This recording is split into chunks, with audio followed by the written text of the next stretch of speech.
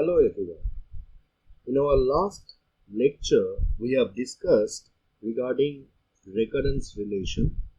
We have introduced the notion of a recurrence relation which was followed by the formal definition, and then we have seen an example where given a recurrence relation, we have actually found the first few terms from the recurrence relation. Now in this lecture, we are willing to see what are the different types of a recurrence relation in the context of the course Discrete Mathematics. A recurrence relation can be of two types, either linear recurrence relation or nonlinear recurrence relation.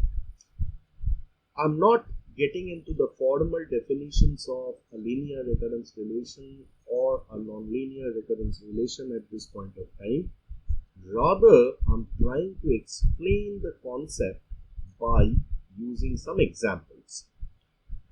Say, in this example, I have taken a recurrence relation an is equal to an minus 1 plus an minus 2, which we have seen as the recurrence relation for Fibonacci sequence.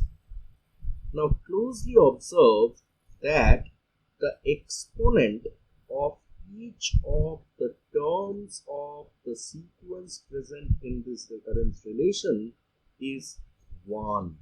The exponent of an is 1, an minus 1 is also 1, an minus 2 is also 1.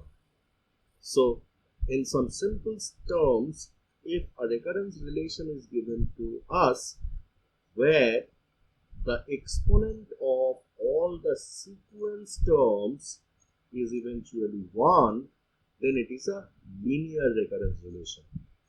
Or more formally, we can say that the exponent of an, that is the highest order term present in the recurrence relation, if is 1, then it is a linear recurrence relation.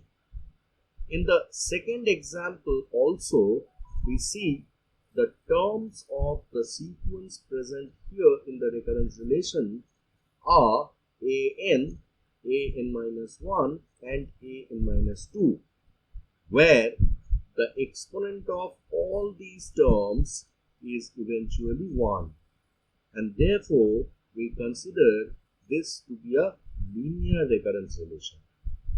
Whereas in this example, the recurrence relation is an square is equal to twice an minus 1 plus 2. So what are the terms of the sequence present in this recurrence relation? The terms are an and an minus 1.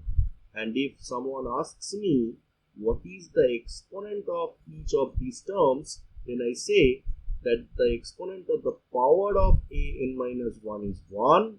However, the exponent of an or the power of an is 2. Whenever we get a recurrence relation consisting of some terms of a sequence with exponent more than 1, we call this to be a nonlinear recurrence relation. In the second example also, we see the recurrence relation is an cubed twice an square is plus twice an square plus 4.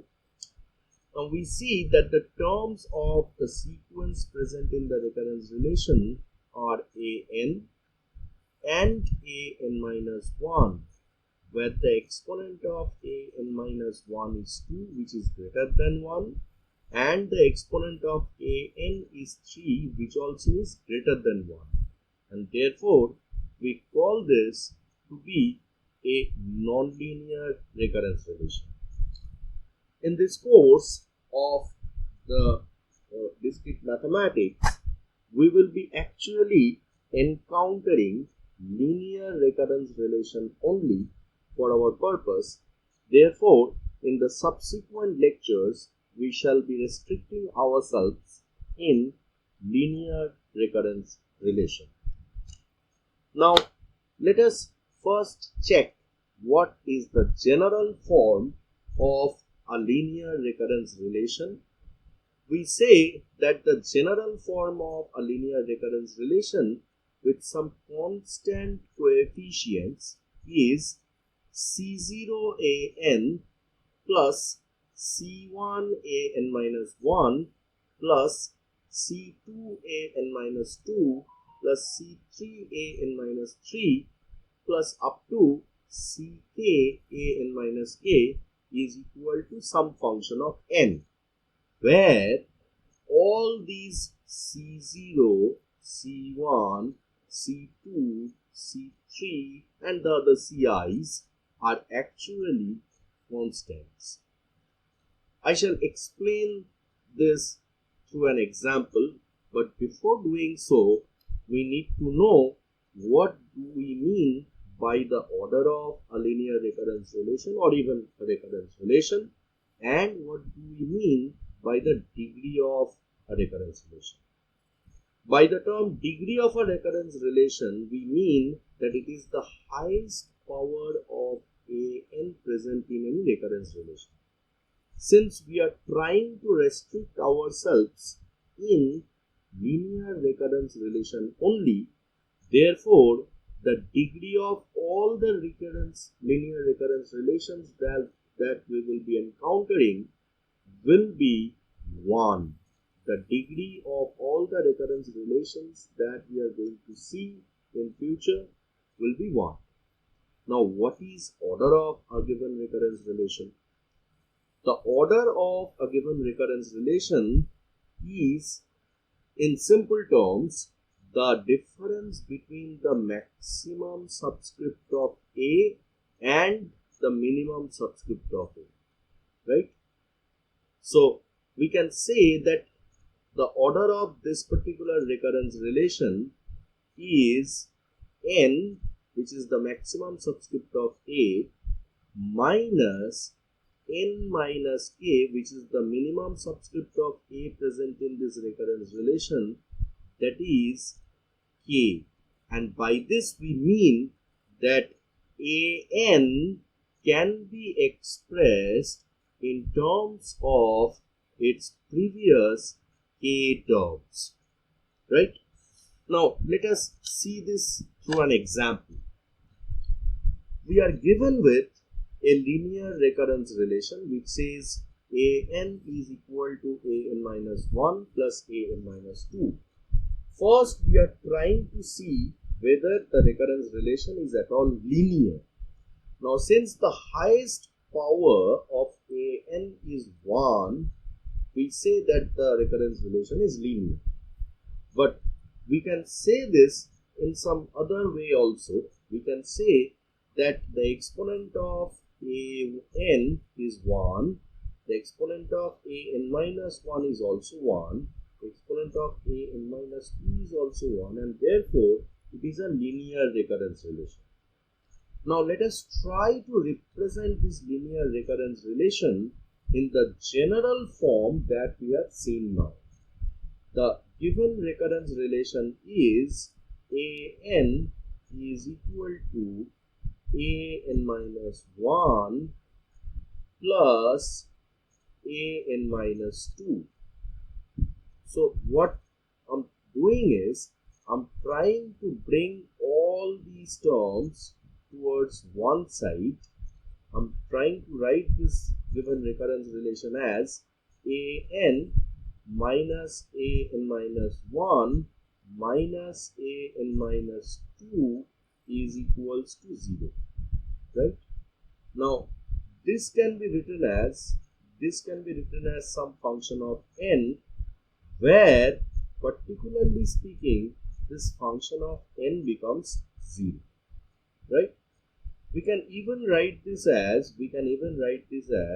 some 1 into an plus some minus 1 into an minus 1 plus some minus 1 into an minus 2 is equal to some function of n, which is eventually 0 in this case.